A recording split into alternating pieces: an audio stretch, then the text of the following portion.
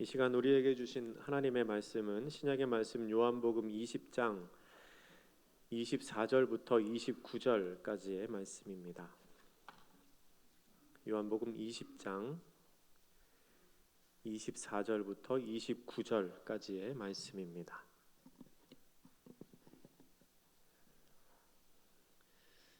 찾으셨으면 저와 여러분이 한 절씩 교독하도록 하겠습니다. 제가 먼저 읽습니다. 12제자 중에 하나로서 디두모라 불리는 도마는 예수께서 오셨을 때에 함께 있지 아니한지라.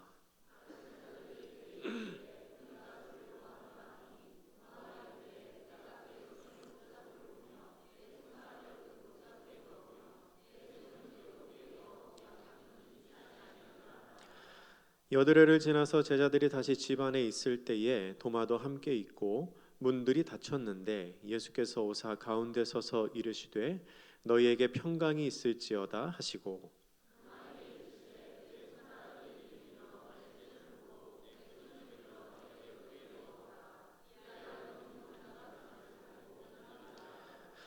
도마가 대답하여 이르되 나의 주님이시요 나의 하나님이시니이다.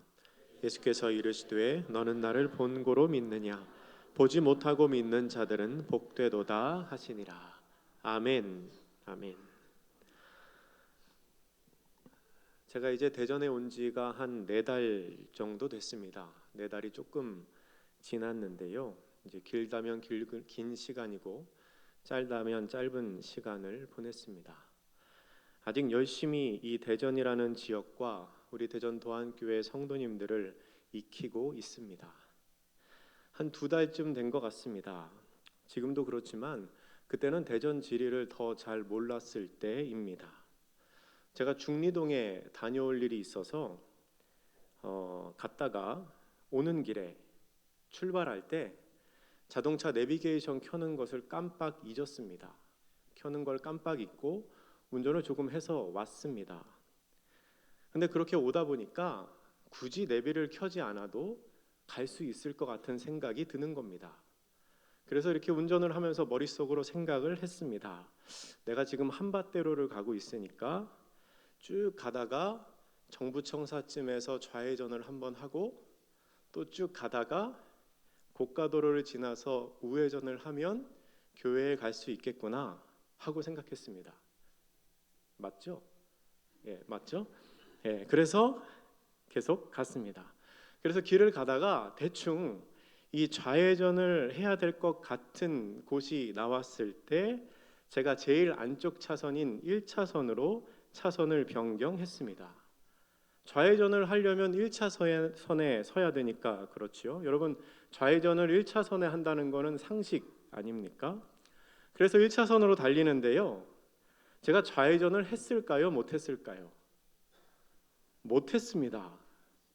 왜 못했을까요? 지하차도가 나왔습니다. 그래서 어쩔 수 없이 직진을 했습니다. 내비를 켤까 하다가 그냥 가보자. 그래서 가는데 또 이렇게 머릿속으로 생각을 했습니다. 어떻게 하지? 하다가 충대 앞에서 좌회전을 하면 되겠다 하는 생각을 했습니다. 뭐 그 사이에도 길이 많지만 길을 잘 모르니까 충대 앞에서 오면 이 도안 뒤쪽으로 오니까 그러면 되겠다 했습니다. 그래서 이번에는 꼭 좌회전을 해야지 하는 마음으로 열심히 1차선을 달렸습니다. 좌회전을 했을까요? 못했을까요? 못했습니다. 또 지하차도가 나왔습니다. 그래서 제가 중리동에서 오는데 유성 IC까지 갔다 왔습니다. 여러분 좌회전을 하려고 할 때 1차선에 서는 것은 상식입니다. 근데 때로는 그러한 상식적인 판단과 생각이 틀릴 때가 있습니다. 갑자기 지하차도가 나타나는 것과 같은 기적이 내 눈앞에 벌어지면 그런 당연한 상식이 틀릴 때가 있습니다. 오늘 본문에 나오는 도마도 그렇습니다. 도마의 의심은 지극히 합리적이고 상식적인 의심이었습니다. 죽었던 사람이 살아난다니요. 예수님께서 돌아가신 것을 분명히 봤는데 그분이 살아서 우리 앞에 나타나셨다니요. 다른 제자들이 예수님을 그리워하는 마음이야 충분히 이해하지만 그건 도마가 생각하기에 너무나 비상식적인 말이었습니다. 그러나 도마의 생각과 판단은 틀렸습니다. 도마가 생각할 수 있는 범위는 거기까지였지만 우리 주님은 그 도마의 생각의 범위를, 도마가 생각할 수 있는 그 상식의 범위를 넘어서는 분이셨습니다. 예수님은 사람들의 상식에 얽매이시는 분이 아니십니다. 하나님의 능력은 사람의 생각으로 재단할 수 있는 게 아닙니다. 그분은 분명히 살아나셨습니다. 그렇다면 우리는 예수님께서 다시 살아나셨다는 증거를 어디에서 찾을 수 있을까요? 도마처럼 예수님의 부활을 믿지 못하는 사람들은 자기가 이해할 수 있는 범위 안에서 이 부활 사건을 어떻게 해서든지 설명해 보려고 합니다. 그래서 여러 가지 가설을 만들어냅니다. 예를 들면 이런 거지요. 예수님의 제자들이 예수님의 시체를 몰래 훔친 후에 예수님께서 살아나셨다고 헛소문을 퍼뜨렸다라고 주장합니다. 또 다른 가설은 이런 겁니다. 예수님의 무덤을 찾아갔던 여인들이 예수님의 무덤을 잘못 찾았다. 그러니까 원래부터 사람이 없었던 빈 무덤을 찾아가서 빈 무덤에 아무도 없는 것을 보고 착각해서 예수님이 부활하셨다고 헛소문을 퍼뜨렸다는 겁니다. 세 번째 가설은 예수님이 죽지 않았다는 설입니다. 사람들이 보기에 예수님께서 돌아가신 것처럼 보였지만 사실은 죽지 않고 살아서 안 죽은 상태로 죽은 척 하고 계시다가 무덤을 빠져나갔다는 겁니다. 그런데요, 여러분, 그러한 주장들은 모두가 틀린 주장입니다. 그런 주장들은 성경을 믿지 못하는 사람들이 만들어낸 터무니없는 가설일 뿐이지 결코 사실이 아닙니다. 조금 전에 말씀드린 가설들에 대한 반박을 우리가 이 시간 성경을 통해서 한번 찾아보도록 하겠습니다. 먼저 예수님의 제자들이 예수님의 시체를 훔쳐갔다는 설명은 언뜻 보기에 일리가 있는 것처럼 보입니다. 하지만 성경은 이미 그것에 대해서 증언을 하고 있습니다. 우리 함께 마태복음 27장 62절에서 66절까지 말씀을 한번 찾아보겠습니다. 마태복음 27장 62절에서 66절입니다.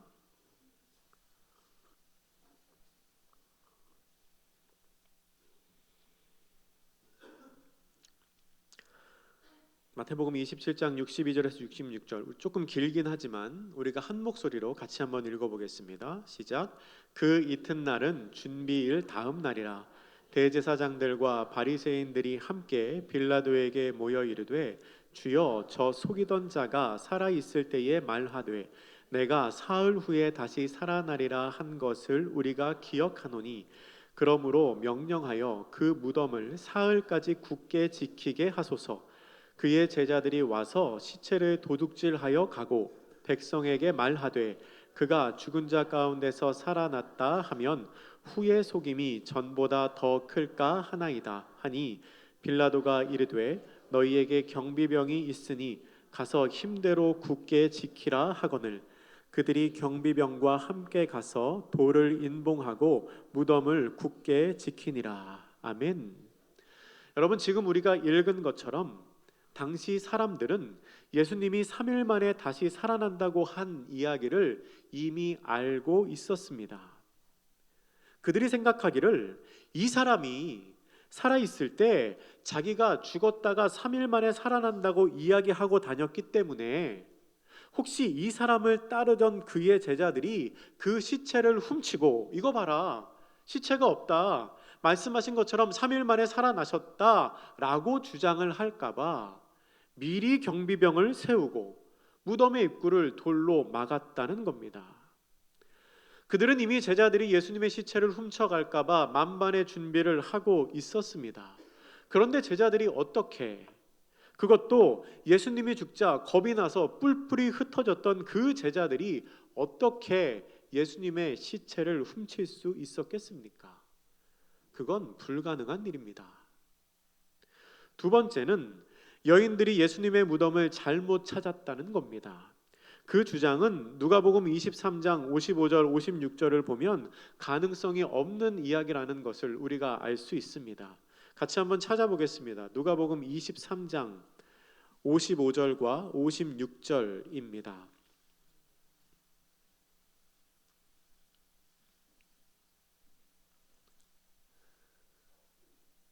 누가복음 23장 55절 56절 찾으신 분은 같이 한번 읽겠습니다. 시작. 갈릴리에서 예수와 함께 온 여자들이 뒤를 따라 그 무덤과 그의 시체를 어떻게 두었는지를 보고 돌아가 향품과 향유를 준비하더라. 아멘. 이 본문은 주일 새벽에 향품을 싸서 예수님의 무덤을 찾아갔던 그 여인들이 그 전전날 예수님이 무덤에 놓일 때 어떻게 놓이셨는지를 다 본 사람들이라는 것을 말해줍니다.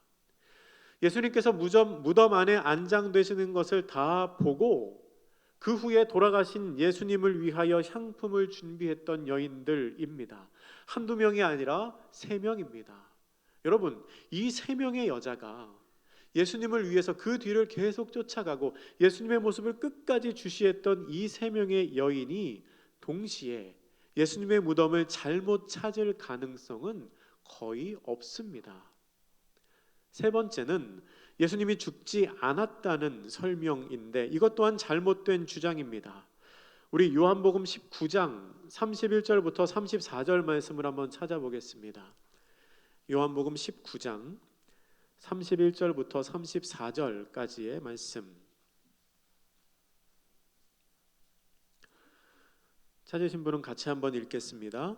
이날은 준비일이라. 유대인들은 그 안식일이 큰 날이므로 그 안식일에 시체들을 십자가에 두지 아니하려 하여 빌라도에게 그들의 다리를 꺾어 시체를 치워달라 하니 군인들이 가서 예수와 함께 못 박힌 첫째 사람과 또 그 다른 사람의 다리를 꺾고 예수께 이르러서는 이미 죽으신 것을 보고 다리를 꺾지 아니하고 그중 한 군인이 창으로 옆구리를 찌르니 곧 피와 물이 나오더라. 아멘.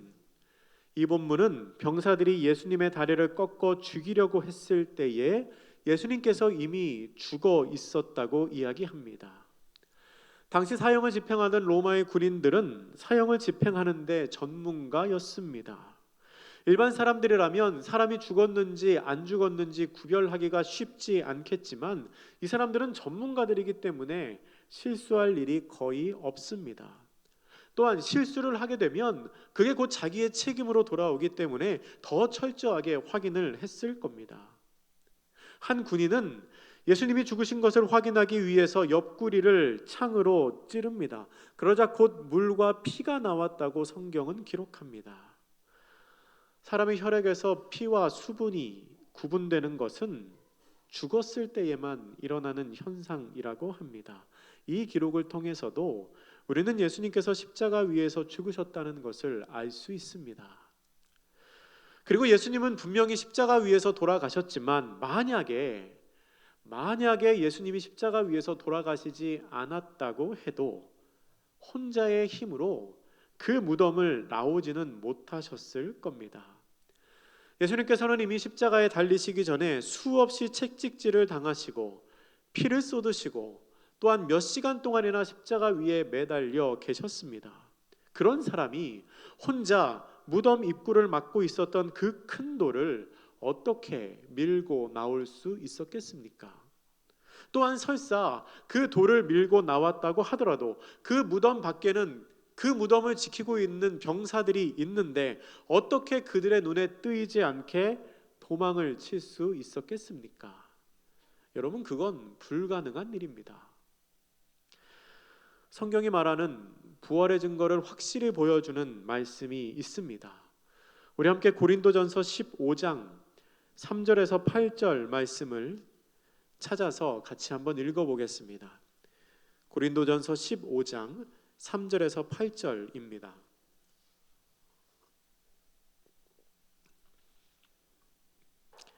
같이 읽습니다. 시작. 내가 받은 것을 먼저 너희에게 전하였노니 이는 성경대로 그리스도께서 우리 죄를 위하여 죽으시고 장사 지낸 바 되셨다가 성경대로 사흘 만에 다시 살아나사 게바에게 보이시고 후에 12 제자에게와 그 후에 500여 형제에게 일시에 보이셨나니 그 중에 지금까지 대다수는 살아 있고 어떤 사람은 잠들었으며 그 후에 야고보에게 보이셨으며 그 후에 모든 사도에게와 맨 나중에 만삭되지 못하여 난 자 같은 내게도 보이셨느니라. 아멘.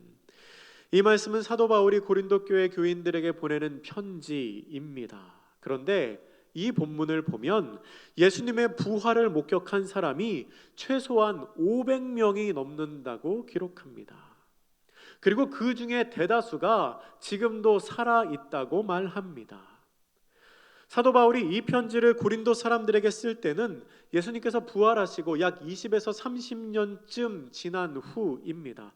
당연히 부활하신 예수님을 본 사람들이 많이 있었을 겁니다. 그래서 바울은 함부로 거짓말로 이 서신을 쓰지 못했을 겁니다. 거짓말로 편지를 썼다면 예수님을 본 사람들이 당장에 알았겠죠. 그거 거짓말이다. 사람들이 당장에 이야기했겠지요. 그 사실을 지켜본 사람들이 수없이 많이 있는데 어떻게 거짓말을 할 수 있겠습니까? 따라서 이러한 성경의 증언들을 통해 우리는 예수님께서 부활하셨다는 것을 확실히 알 수 있습니다. 그런데 어떤 사람들은 믿음이 없는 사람들이겠지요. 이 성경의 기록이 편파적이라고 생각할 수 있습니다.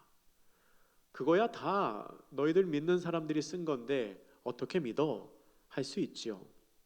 하지만 여러분, 성경에 기록된 증거 외에도 당시 정황으로 미루어 볼 때 예수님의 부활을 확증하는 사실이 너무나 많습니다. 누구도 부정할 수 없는 예수님이 부활하셨다는 정황적인 증거를 몇 가지 함께 생각해 보겠습니다. 첫 번째는 제자들의 삶이 변하고 또한 그들이 죽기까지 예수님을 따르는 믿음을 지켰다는 사실입니다.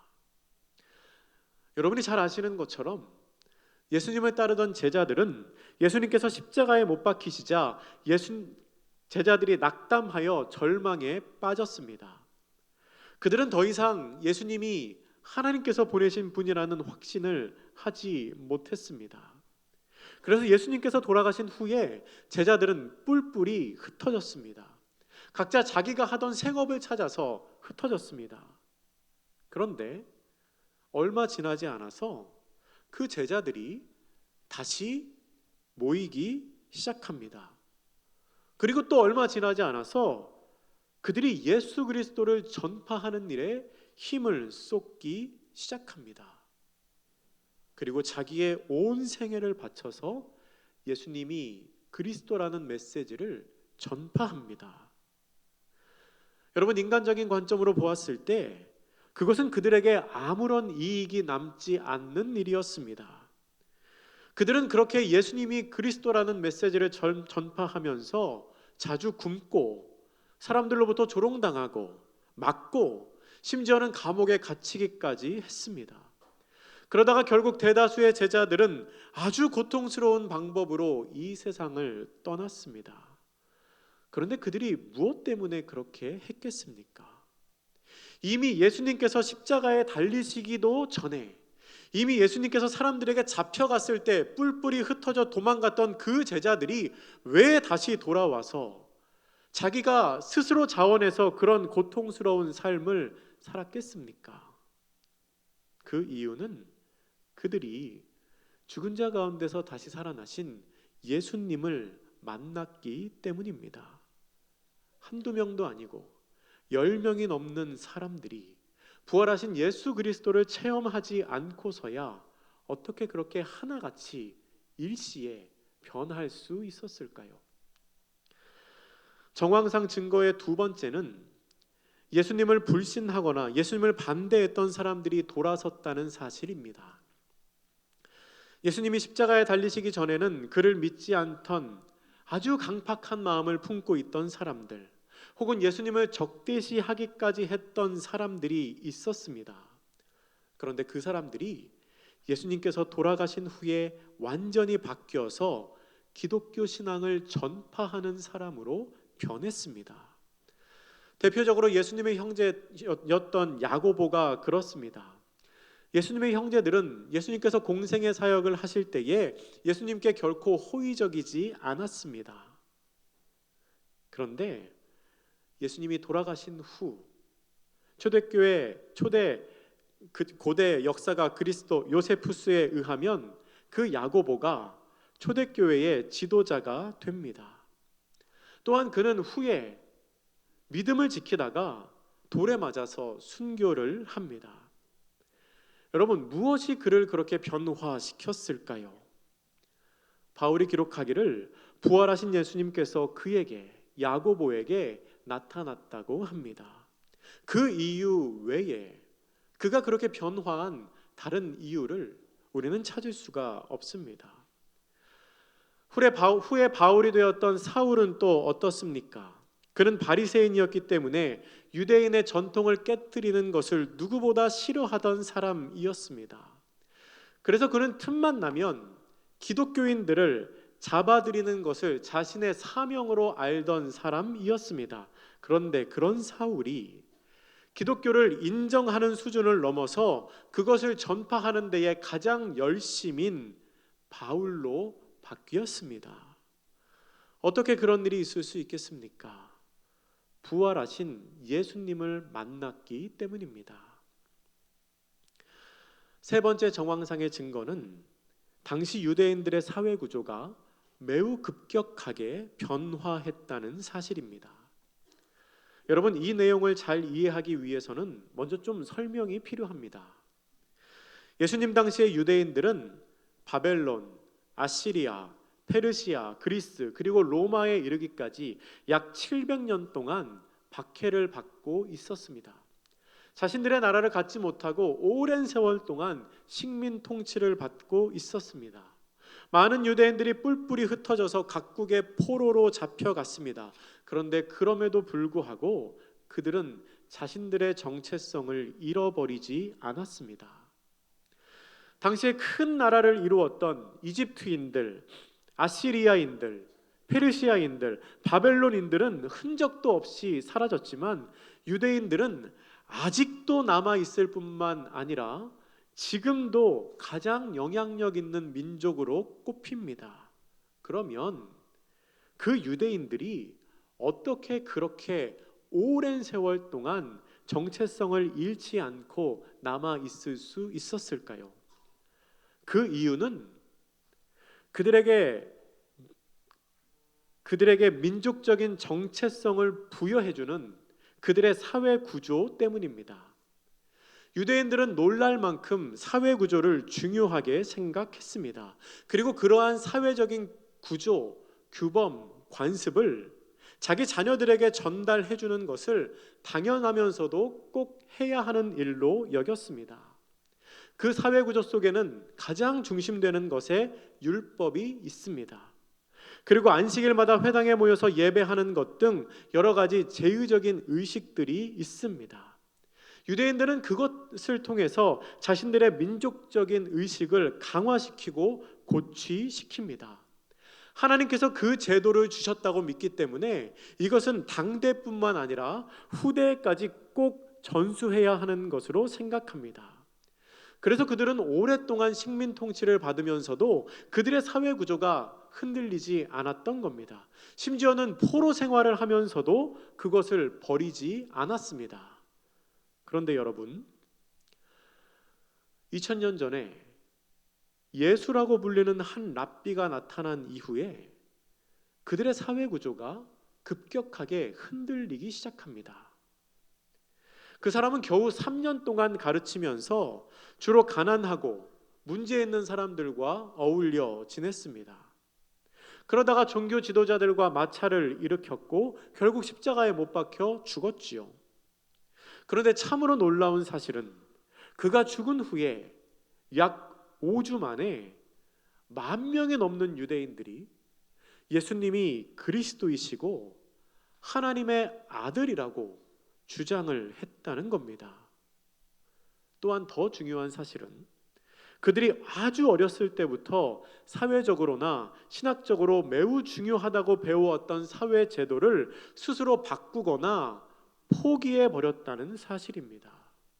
실로 엄청난 변화가 매우 급격하게 일어난 것입니다. 그들이 포기한 사회제도 중에 몇 가지는 이런 겁니다. 첫 번째, 그들은 아브라함과 모세 시대 이후로 죄를 용서받고자 하는 사람들은 매년마다 동물의 희생 제사를 드려야 한다고 배웠습니다. 그런데 어느 날 갑자기 나사렛에서 온 한 목수가 죽고 난 후에 그를 따르는 유대인들은 더 이상 희생 제사를 드리지 않기 시작했습니다. 두 번째로, 유대인들은 하나님께서 모세를 통하여 주신 율법을 지키는 것을 너무도 당연하게 생각했고 그 율법을 잘 지킬 것을 강조했습니다. 그런데 예수님이 죽고 난 지 얼마 되지 않아서 그를 따르는 유대인들은 이 율법보다 예수님의 가르침을 더욱 잘 지키게 됩니다. 세 번째, 유대인들은 매주 토요일이 되면 종교적인 행위 외에는 아무것도 하지 않으며 안식일을 철저하게 지켰습니다.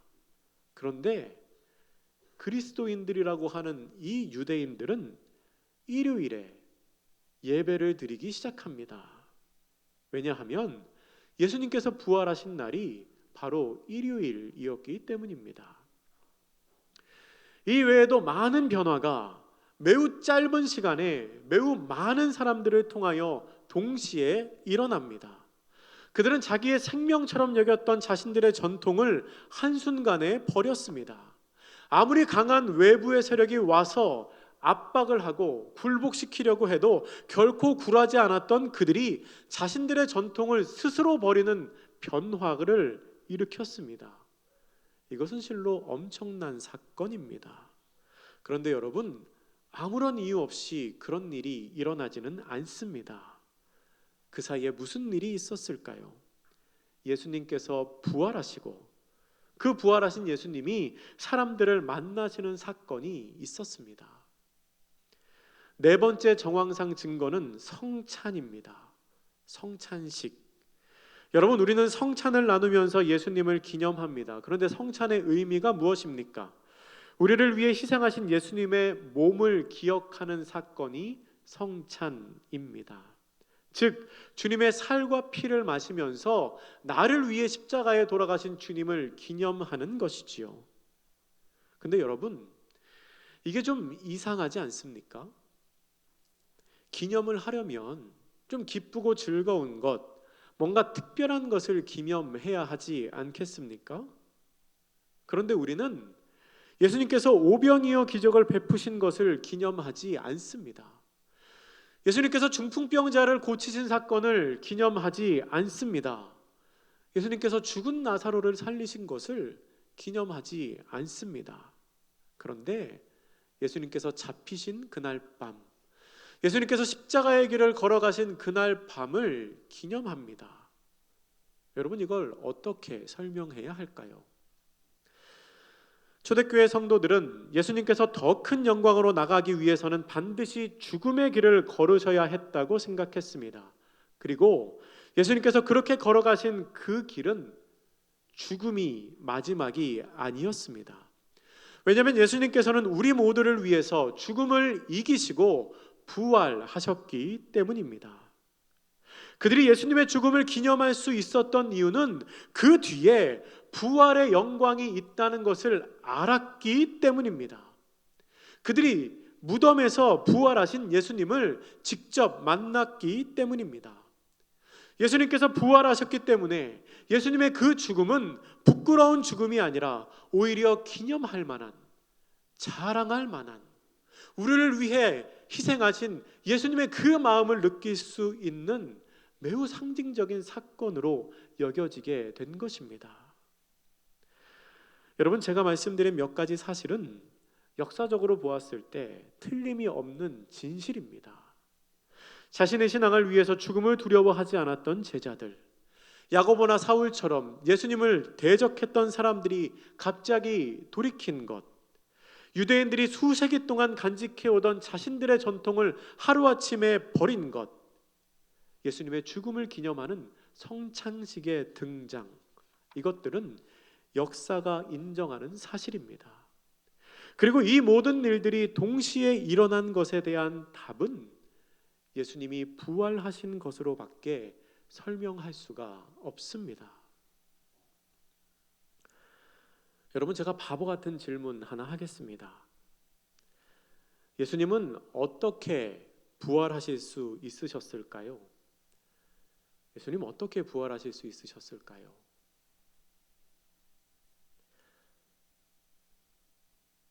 바보 같은 질문이라고 말씀드렸죠. 예수님은 죽으셨기 때문에 부활하실 수 있었습니다. 그렇죠? 죽지 않으면 부활하지 못하죠. 그러면 예수님이 왜 죽으셨을까요? 예수님은 우리를 살리시기 위해서 죽으셨습니다. 죄 때문에 죽을 수밖에 없는 나를 위해서 예수님이 대신 죽으셨습니다. 나의 죄 때문에 예수님이 죽으셨고 또한 다시 살아나셨습니다. 혹시 아직도 예수님의 부활이 안 믿어지시는 분이 있으십니까? 있으시면 제가 설교를 처음부터 다시 하려고 합니다. 지금까지 안 믿어지시다가 제가 이 얘기하니까 갑자기 믿어지는 표정을 막 이렇게 여러분, 만약 아직까지도 부활이 믿어지시지 않는다면 그건 혹시 내 상식으로 믿으려고 해서 그런 거는 아닐까요? 여러분, 부활은 내 상식으로는 이해할 수 없는 하나님의 일입니다. 시간과 생명의 주관자이신 하나님을 그 사건에 대입하면 비상식적으로 보이는 그 일이 상식이 됩니다. 비상식적으로 보이는 그 일이 하나님을 대입하면 진리가 됩니다. 여러분, 예수님께서는 분명히 부활하셨습니다. 성경적으로도 역사적으로도 정황적으로도 예수님의 부활을 증언하는 증거들은 무수히 많습니다. 왜 그렇게 많습니까? 그게 사실이기 때문에 많습니다. 그런데 여러분, 우리는 예수님께서 부활하셨다는 사실을 아는 것에서 그쳐서는 안 됩니다. 우리는 부활하신 예수님을 마음에 품고 그 예수님을 만나는 부활 신앙을 가져야 합니다. 부활이 어떤 의미인지를 알고 나를 위해 십자가에 달려 돌아가신 예수님께서 다시 살아나셨다는 사실을 믿음으로 받아들일 수 있어야 합니다. 우리가 부활하신 예수님을 우리의 마음속에 품지 못한다면, 그 예수님을 만나지 못한다면 예수님의 부활은 그저 2000년 전에 있었던 하나의 놀라운 사건일 뿐 나랑은 아무런 상관이 없는 일이 됩니다. 그러나 우리가 부활하신 예수님을 알고 믿고 의지하며 부활하신 예수님을 나의 하나님으로 섬긴다면 우리는 부활하신 주님을 따라서 영원한 생명에 들어갈 수 있게 됩니다. 이 자리에 계신 모든 분들이 예수님을 믿음으로 말미암아 꼭 그 길에 들어서는 사람들이 되기를 바랍니다. 주님께서는 여러분을 위해서 그 일을 하셨습니다. 예수님께서는 바로 지금 이 순간에도 여러분을 부활의 능력 안으로 부르고 계십니다. 그렇게 부활하신 예수님을 믿는 사람들에게는 죽음의 의미가 달라집니다. 죽음이 끝이 아니라 영원한 생명의 시작이 되기 때문에 그렇습니다. 또한 그렇게 죽음의 의미가 달라지면 우리의 삶의 의미도 달라질 수밖에 없습니다. 왜냐하면 나에게 그렇게 영원한 생명을 주신 분과 내가 동행하는 이 삶을 내가 허투루 살 수가 없기 때문입니다. 오늘 본문 29절에서 예수님은 도마를 향하여 이렇게 말씀하십니다. 너는 나를 본고로 믿느냐? 보지 못하고 믿는 자들은 복되도다. 이 자리에 있는 우리 모두가 하나님 앞에서 복된 사람들이 되면 참 좋겠습니다. 부활하신 예수님을 나의 주님으로 삼고 그분 안에 소망을 두고 부활의 능력으로 살아가는 우리 모두가 되기를 주님의 이름으로 축복합니다. 기도하겠습니다. 사랑의 하나님, 우리를 위해 이 땅에 오신 주님, 십자가에 달려 돌아가셨다가 3일 만에 다시 살아나신 부활의 주님을 찬양합니다. 주님이 계시지 않았다면 우리는 사망의 그늘을 벗어나지 못했을 겁니다. 주님이 계시지 않았다면 우리의 삶과 죽음이 다 무의미한 것이 되었을 겁니다. 그러나 부활의 주님이 계시기에 우리가 의미 있는 삶을 살아갈 수 있고 또한 그 다음 생을 기대하는 죽음을 맞이할 수 있습니다.